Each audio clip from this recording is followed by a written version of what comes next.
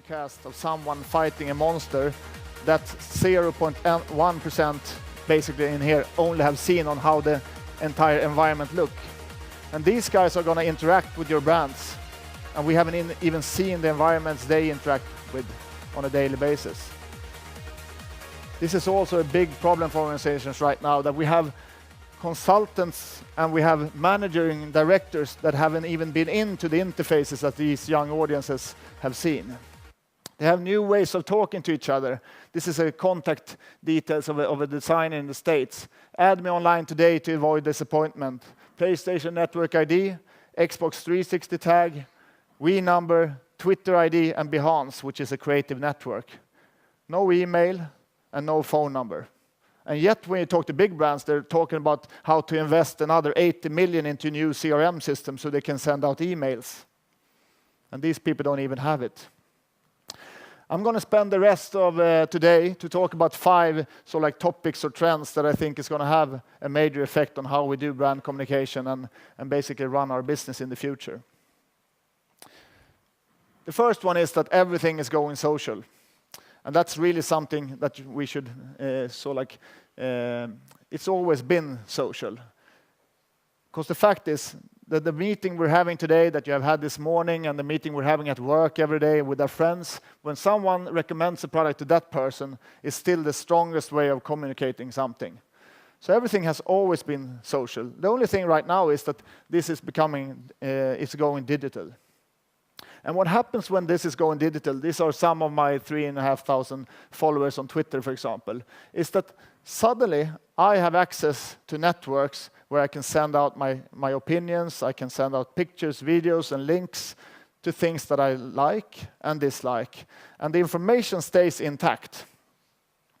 Depending on, if you remember when you were young, you were sitting around this table and played this game where you whisper to one another, and the thing you whisper is totally destroyed after 8 people, so you don't really understand what people started with.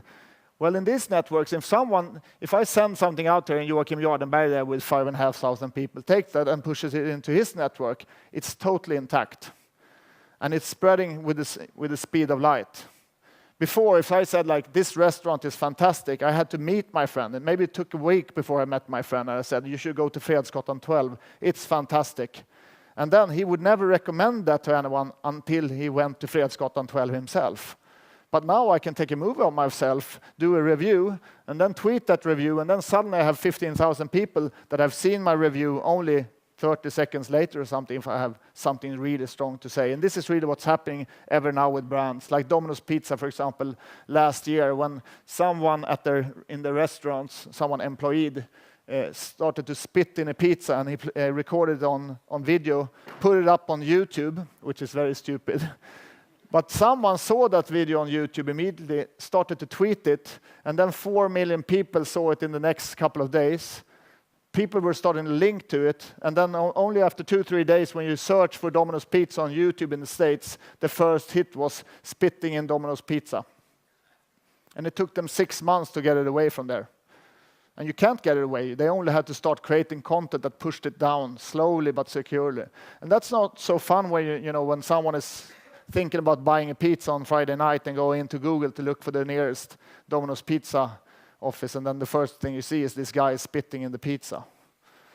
So that's really what's happening when relations go digital. We spread information a lot faster, and we do it through networks like Facebook that we all know about. How many here are a member of Facebook?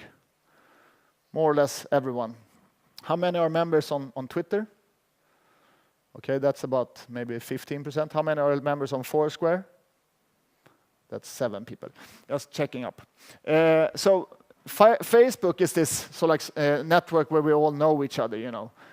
If you and me are friends, then we have to say yes to one another in order to see each other's information.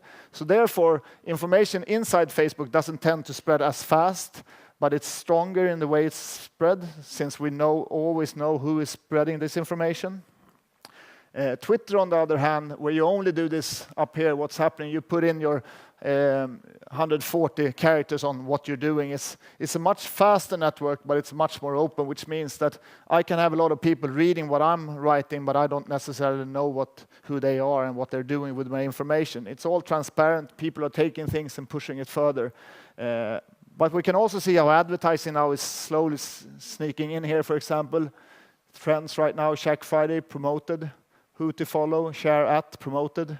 We all might know that brand, that's a teleco brand. So we're seeing how these networks are getting infiltrated by brands and so on. But Twitter is an important network to look at. Social networking, though, is a lot more than Facebook and Twitter. It's, for example, Flickr, the biggest social network for sharing pictures and videos online. As an example of virality, or viral marketing, they had their first paying million customers in 4 years. They had their second million paying customers in 4 months. Because when the first million started to spread their information and share it, they got tons of new clients. And that's really what's happening with all these networks. We have YouTube that a lot of you have, or almost everyone probably have used one time or another. But you also have an email box up here. For many people, YouTube is the social network where they interact with friends and people. So when you see a video coming up and trending on YouTube, it's very seldom a coincidence. It's almost always because someone is connected to someone that has tons of people following them on YouTube, the same way other people has tons of people following them on Facebook. We have Spotify, and to the right here you have my Facebook feed, where I can, if you're on Spotify, you can hook up your Facebook account, and then suddenly you can see what all your friends are listening, so suddenly you are influenced by what people are listening to. We can see how design goes social. As an example, for example, I like this thing that Robin did only a couple of weeks ago, our Swedish artist. She uses creative allies, artist meets artist. This is a social network for people who design things, and then you can enter with competitions. So for her latest tour, she urges people to download the files, and then she has the community creating her next poster for the new record in a social network. And finally, we have this one, Smule, for example, just to show you this one. Some of you might have it, which is a flute on the iPhone.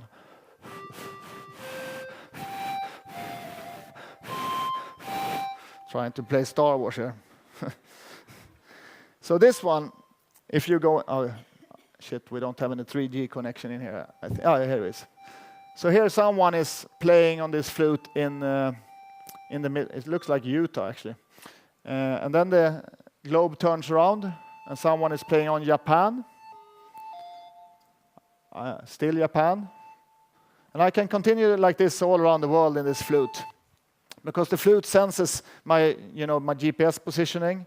I use the flute, and if I want to check up what someone is playing, if they play really good, the chance is pretty good that they've used this social network where you have this tool to create your own notes that someone has created in this social network, so you can share it with your friends in the social network of the flute players on the iPhone.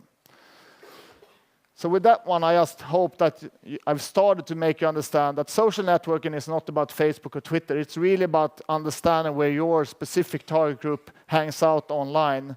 And it's not about the masses. It's more about finding the 25 people in the world that are really, really into your product or your category. And that's really where you can get a lot of leverage. The effect of this, or what it leads to, is the fact that the world is becoming transparent, as I said also before. We're really coming from a world where we as consumers could not really compare anything.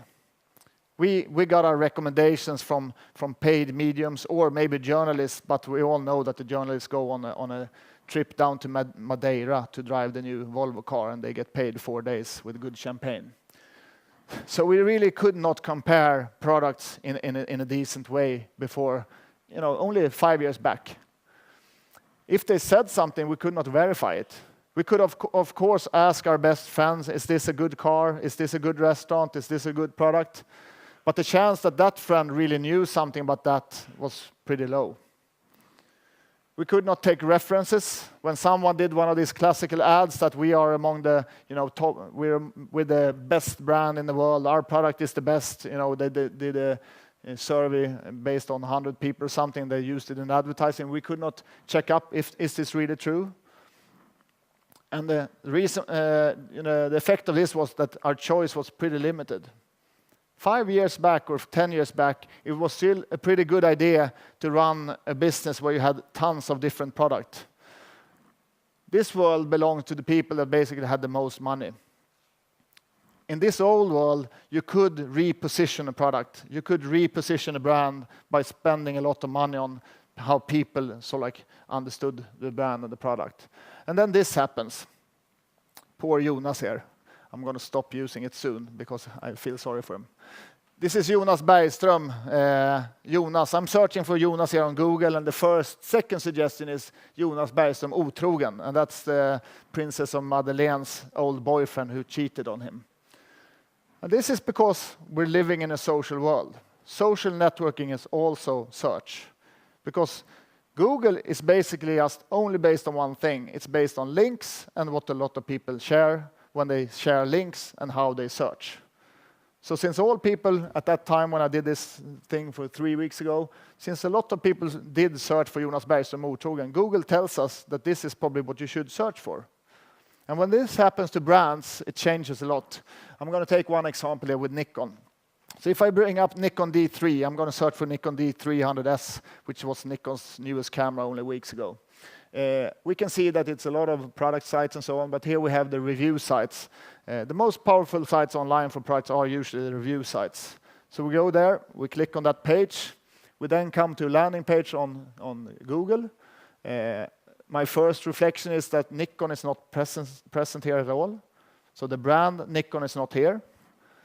They could have bought AdWords down to on the right side, and 53% tend to take the AdWords way if you put up AdWords here. So if Nikon would have had an ad saying Nikon D300S, 53% according to Google would have taken that route.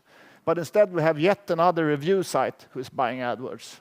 The first click here, which is DP Review, we come to a site where the first page looks like this. It's pretty hard to see with all the lights, but it doesn't really matter. It's a long page consisting of a lot of rational information about this new product. To the right, we have small screenshots, and that's the other 31 pages with the same length of pages with videos, photos, and tons of good information on what this product is all about. And that's what I'm talking about when I mean IDaaS has changed, because people will understand through traditional advertising that Nikon has a new camera called Nikon D300S, and they will think, wow, I'm going to check it up. But then they're into a rational journey. No one online is looking for funny things, games, videos, 3D animations, whatever. They're already convinced. It's like going to the car dealer and saying, like, I saw your TVC, I want to try the new BMW. And they're telling you when you go into the door, great, let's go into the movie room. No, I want to see the car. Let's go into the movie room and check out the TVC again. That's what a lot of brands still are doing online. But this is what the consumer wants. They want the rational information. Yet when you go onto Nikon.com, they have a bullet point list on the first page. And then they have 3 tabs. It's coded the wrong way, so Google can't see it. It uses Flash that Google cannot see. And it also uses language taken straight from the box that you can't really understand. The consumer will also find hits to Price Runner where they will find the cheapest price. And if you try this yourself the next time you're buying a technical product and go, for example, to Expert or Fotogiganten, if you're buying a camera, for example, and say that I went online and your price is 800 crowns too much, they'll lower the price immediately 800 crowns because they understand that the transparency has destroyed the opportunity for them to tell you that they are in a better position in the middle of the city and so on. We can find groups on Facebook. When it comes to the camera alternative, it's even worse for the manufacturers because every picture taken online and that is uploaded online contains metadata about what camera was it taken with. So we can go straight into Flickr, the world's biggest community, and check out which camera are people really using. Or we go into Social Mention, which is a search engine where you can search blogs, microblogs, bookmarks, comment, videos, images, news, video questions and answers, and networks. And we can see that someone has posted something every 12th minute about this product. And we can see it all. and Nikon doesn't even understand that it's all out there. And it's influencing us consumers all the time. And the effect that this is having on brands, as an example, I've worked with the Adidas for